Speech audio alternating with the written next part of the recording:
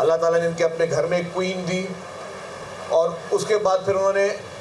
اس کی وجہ سے اور وہ پیرنٹس یا اور وہ بچے جو اس کیفیت میں ہیں ان کی سہولت پیدا کی. لیکن یہ ہمارے معاشرے میں ایک کویشچن مارک ضرور ہے. میری یہ اسپیشل فیلڈ نہیں ہے، اس لیے مجھے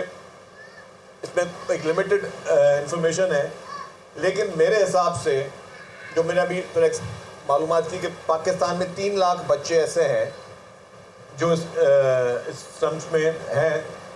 تو سینٹرز کم ہیں، اور پھر باقی جتنے بھی صاحب حیثیت لوگ بشمول ہمارے، اگر ہم لوگ ابھی تک یہ سینٹرز نہیں بنا سکے تو یہ ہمارے لیے بھی میں سمجھتا ہوں کہ ایک ویک اپ کال ہے، اور یہ ایک ہم سب کو پورے پاکستان کے جتنے بھی صاحب حیثیت لوگ ہیں ان کو نہ صرف کہ اس طرح کی این جی اوز اور اس طرح کی فرمز کو انکریج کرنا چاہیے، لیکن ہمیں خود بھی مل کر کمیونٹی وائز اس کو صرف اگر کراچی میں یہ 3 نہیں ہونے چاہیے، کراچی میں یہ 300 سینٹرز ہونے چاہیے تاکہ ہم اپنے ہر جگہ پہ ہر لوگوں کو ایکسیس دینے کے لیے چیز کریں. تو اس میں یقینی طور پر علی صاحب آپ ہمیں اپنے ساتھ ایز اے والنٹیئر سمجھیں. جسٹ 1 کال اوے. یہ شروع میں ہر ڈویژنل ہیڈ کوارٹر میں ہونا چاہیے،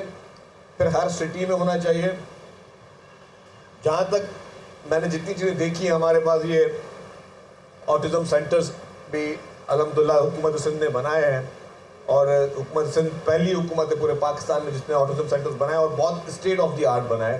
یہ سارا کریڈٹ جاتا ہے چیف منسٹر سید مراد علی شاہ صاحب کو. انہوں نے ہر شعبے میں اپنے آپ کو منوایا ہے، لیکن اسپیشلی اس فیلڈ میں جس طریقے سے انہوں نے اپنی پرسنل ایک ہمیشہ مطلب کہیں پہ بھی کوئی بات ہو تو ہمیشہ سب سے پہلے اس چیز کو پرائرٹی دیتے ہیں. اس وقت بھی جو شاہراہ بھٹو بن رہی ہے اس پہ ایک بہت اچھی سائز کی ایک land for the autism centres اور بچوں کے لیے چیف منسٹر صاحب نے منسلک کی ہوئی ہے. کوئی around if I am not wrong کہ 100 ایکرز کی لینڈ ہے جو کہ حکومت سندھ وہ 100 ایکڑ کی لینڈ جو ہے جس میں بہت اسٹیٹ آف دی آرٹ جو ہے وہ انسٹیٹیوٹس بن سکتے ہیں، جس میں ہم چاہیں گے کہ نہ صرف کراچی نہ صرف پورے سندھ لیکن پورے پاکستان کے بچوں کو اگر ہم فیسلٹی حکومت سندھ پرووائڈ کر سکتی ہے تو وہ پرووائڈ کرے. اور یقینی طور پر یہ چیف منسٹر صاحب کی ذاتی کاوش ہے اور ان کی ذاتی کوششوں کی وجہ سے سندھ بھر میں اس طرح سینٹرز بنے. لیکن میں آپ سب لوگوں کو بھی بہت مبارکباد پیش کرتا ہوں. واقعی یہ اسٹیٹ آف دی آرٹ بنا، اور میں گزارش کروں گا سارے ٹی وی کیمراز میرے سامنے موجود ہیں، میڈیا کے ہمارے دوست، کہ آپ لوگوں سے کوارڈینیٹ کر کے اچانک نہ آ جائیں کبھی، آپ لوگوں سے کوارڈینیٹ کر کے یہ اس پہ اس طرح کے یہ سینٹرز ہیں یا آٹزم سینٹرز اس پہ پروگرامز کریں. دیکھیں جی، ہم لوگ اپنے ٹی وی چینلز پہ کوشش یہ کر رہے ہوتے ہیں کہ کس طرح نیگیٹیوٹی دکھائیں کہ جی مثال کے طور پہ کوئی سڑک نہیں ہے، کہیں پہ کوئی پانی کا ایشو ہے، کہیں پہ کوئی ہم دہشت گردی کے واقعات دکھا رہے ہیں. ہم وہ نیگیٹیوٹی میں ہم لوگ بہت ماہر ہیں پھیلانے میں، لیکن اس طرح کی چیزیں اتنے پیارے پیارے معصوم فرشتے بچے اندر آپ کو نظر آ رہے تھے،